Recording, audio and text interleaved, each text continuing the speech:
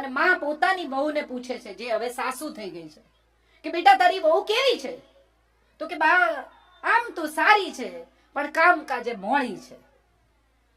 એટલે જે વડ સાસુ છે એમણે કીધું કે બેટા ગોળ નાખ તો ગળી થશે, મેં બહુ વરસ નાખ્યો છે.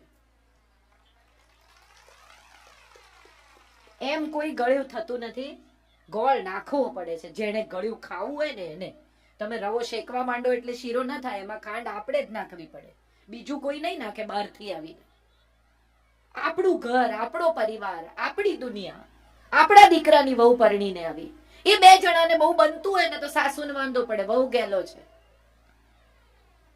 અરે એક આનંદ થવો જોઈએ કે કેટલું સરસ મારા દીકરાને મારી વહુ સાચવે છે, ચાલો મારી ચિંતા ઓછી થઈ ગઈ. કેટલા વર્ષથી મમ્મી કહેતી હોય દીકરાને, થોડું લીલું શાક ખાને, ટીંડોળા ચાખી જો, પરવળ ચાખી જો, ચોળી ચાખી જો. દીકરો અડે નહીં, ના મારે નથી ખાવું. પછી વહુ પરણીને આવે અને એ ટીંડોળા સમારતી હોય ને ત્યારે જ સાસુ કે નહીં ખાય. પણ પેલો આવે જમવા બપોરે ને ફટાફટ 4 રોટલી જોડે શાક ખાઈ જાય. સાસુને પડે વાંધો કે મારે કીધે ન ખાધું. ખરેખર તો આનંદ થવો જોઈએ કે 25 વર્ષમાં જે કામ તમે ન કરી શક્યા એને 25 મિનિટમાં કરી નાખ્યું. હા કે ના? પણ વાંધો શું પડે? મારે કીધે ન ખાધું. એક સાસુમાં મંદિરથી પાછા આવતા હતા, એને રસ્તામાં ભિક્ષુક મળ્યા. એ ભિક્ષુકને જોઈને સાસુમાએ પૂછ્યું કે કેમ આજે ખાલી હાથે? તો કે ભાભી એ બહુએ ના પાડી તમારી, કે ઘરમાં કાંઈ નથી. સાસુ કે એને ના પાડી, ચાલ મારી સાથે. આખી ગલી તડકામાં ક્રોસ કરાવીને ચાલીને છેક પેલી બાજુ લઈ ગયા કે ઉભો રે. અંદર ગયા, બહાર આવ્યા ને કે કઈ નથી, જા. અરે કે આટલું બધું ચાલીને તમે મને પાછો લાવ્યા ને હવે મને પૂછો છો કે કઈ નથી એવું કહો છો? સાસુ કે ના પાડનારી એ કોણ? હું બેઠી છું.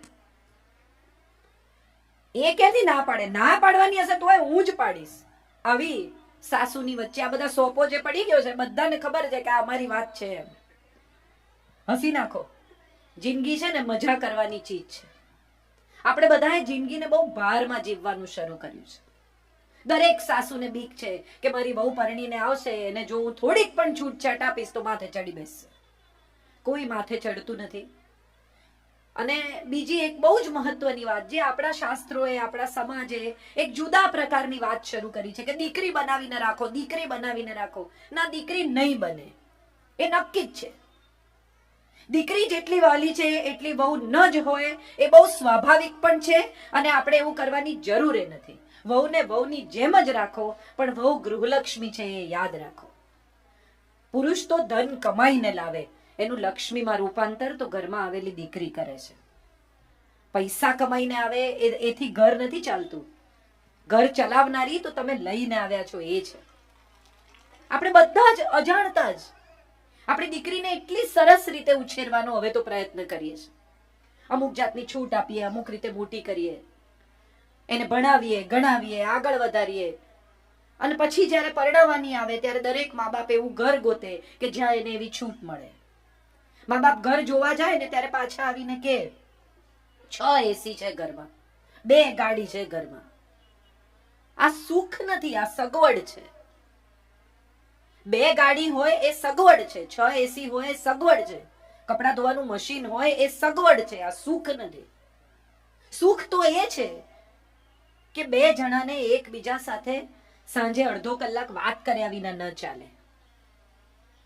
સાંજના છેડે ભલે 11 વાગે આવે પણ 5 મિનિટ, 10 મિનિટ, 15 મિનિટ એની પત્ની સાથે વાત કરે. દિવસમાં 1 કલાક એને એવો ફાળવે કે બોલ તારે શું કેવું છે? બહાર જવું છે? આંટો મારવા લઈ જાઉં? ચાલવા જવું છે? ગમે તેટલા પૈસા કમાશે પણ વાપરવાનો સમય નહીં હોય ને તો એ દાંપત્ય ક્યારેય સુખી નહીં થાય. મારા એક મિત્ર છે, હંમેશા એવું કહે છે કે મારે 100 કરોડ રૂપિયા જોઈએ, મારે 100 કરોડ રૂપિયા જોઈએ. એક દિવસ મેં એને પૂછ્યું, મેં કીધું તારે શું કામ જોઈએ 100 કરોડ? ચાલ હિસાબ કરીએ. બિલ્ડર છે એટલે કે મારે અમદાવાદમાં સુપર બંગલો બાંધવો છે. મેં કીધું 25 કરોડ રૂપિયા. ચાલ પછી? તો મને કે મારા પત્નીને દુનિયા બતાવી છે બિઝનેસ ક્લાસમાં. મેં કીધું બહુ સરસ, 5 બીજા. ચાલ પછી 30. તો કે મારે છોકરાઓને સારામાં સારી ફોરેન યુનિવર્સિટીમાં ભણાવવા છે. ચલ 5 બીજા. 35. પછી? તો કે પછી વૃદ્ધાવસ્થા માટે બી કઈ જોઈએ. તો મેં કીધું ચાલ 40. પછી? 40 એની પાસે આજે પણ છે પણ પેલા 60 કમાવાના ચક્કરમાં વાપરશે નહીં. અને પત્નીના ઘૂંટણ જતા રહેશે ને ત્યારે એને માનસરોવર ને બદ્રી કેદાર લઈ જશે. આજે હમણાં જે કરવાનું છે ને એ આપણે કરી લેવાનું છે. કોઈ કે એટલે આપણે રૂપાળા, કોઈ કે એટલે આપણે સરસ, કોઈ કે એટલે આપણી રસોઈ સરસ. ઘરમાં મહેમાન જમવા આવ્યા હોય ને પતિના મિત્ર આવ્યા હોય એટલે પત્ની કે જમવા બેસે ત્યારે કે ભાભી તમારી દાળ બહુ સરસ, એટલે તરત કે એમને કહો. એમને શું કહેવાનું? એ રોજ જ ખાય છે, પણ એ વખાણ નથી કરતા તો નથી કરતા. જેને કર્યા એનો આભાર માનો. આપણે બધા જેની પાસેથી અપેક્ષા રાખીએ છીએ ત્યાંથી જ સુખ મળવું જોઈએ એવી આપણા બધાની શરત છે. આપણે બધા જ એ પરિવારમાંથી, એ ઉછેરમાંથી આવીએ છીએ કે પતિ કહે તો સરસ. પણ એવું જરૂરી નથી. તમને તમારી દાળ ખાઈને એમ થાય છે કે તમે સુપર દાળ બનાવો છો, તમને તમારી સુખડી ખાઈને એમ થાય છે કે વાહ મારા જેવી સુખડી કોઈ ન કરે, તો તમે મજા કરો. એ આવીને ખાય છે એનો અર્થ જ એમ કે એમને ભાવે છે. કેટલાક લોકોને એક્સપ્રેશન કરવાની, દેખાડવાની, કહેવાની આવડત ન હોય, અને એમાં ખાસ કરીને ભારતીય પુરુષોનો તમે વિચાર કરો તો તમને સમજણ પડે. 3 વર્ષનો છોકરો એને રડે ને એટલે એની મમ્મી ખકડાવે. છોકરી છે એટલે રડે છે, છોકરી છે રડવાનું બંધ કર. થોડો મોટો થાય, 10-11 વર્ષનો થાય એટલે અરીસામાં જોઈને આમ પટિયા પાડે તો એની મમ્મી કે અરીસામાં હું જોયા કરે, છોકરી છે. થોડો વધુ મોટો થાય, મમ્મીને વાલ કરવા આવે કે આ ઘોરે છોકરીઓની જેમ ચોંટાચોટ નહીં.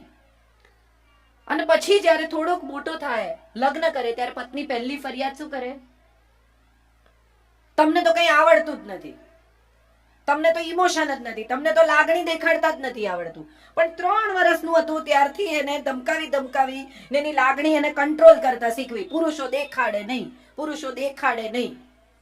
મારે બધા બહેનોને પૂછવું છે, ખરેખર અને દિલથી પૂછવું છે, તમારા ઘરમાં શરૂઆતમાં પૈસા આવવાના શરૂ થયા થોડાક, ત્યારે પહેલો મા બાપનો વિચાર કર્યો? હા કે ના?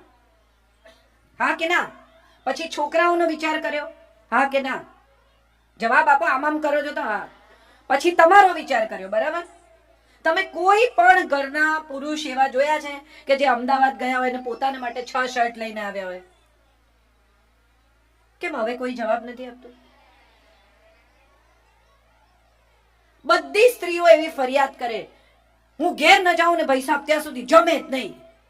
તમને ખરેખર એવું લાગે છે કે 40 વર્ષના, 35 વર્ષના, 50 વર્ષના, 55 વર્ષના માણસને પીરસીને જમતા નથી આવડતું? ખરેખર કોઈને એવું લાગતું હોય તો હાથ ઊંચો કરો. એને આવડે જ છે.